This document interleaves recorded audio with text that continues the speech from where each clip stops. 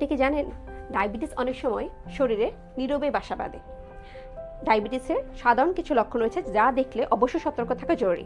আসসালামু আলাইকুম, আমি ডক্টর ফারজানা আক্তার, বর্তমানে মিমি হসপিটাল কর্মরত রয়েছি। আপনারা দেখছেন মিমি হসপিটাল আয়োজিত স্বাস্থ্য বিষয়ক পরামর্শ।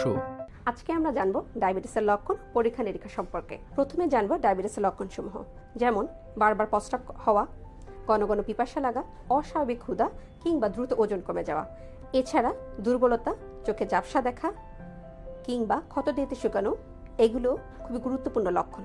তখনই দেরি না করে অবশ্যই ডায়াবেটিসের পরীক্ষা করা অতীব জরুরি। এখন আমরা আলোচনা করব ডায়াবেটিস পরীক্ষা নিরীক্ষা সম্পর্কে, অর্থাৎ কি কি পরীক্ষা করলে আপনি বুঝতে পারবেন আপনার ডায়াবেটিস আছে কিনা। যেমন ফাস্টিং ব্লাড সুগার, যেটা খাবারের 30 মিনিট পূর্বে মাপা হয়, এবং র্যান্ডম ব্লাড সুগার, যেটা খাবারের 2 ঘন্টা পরে মাপা হয়, এবং সাথে HbA1c, যেটা শরীরের 3 থেকে 4 মাসের রক্তে গ্লুকোজের পরিমাণের গড় নির্ণয় করে।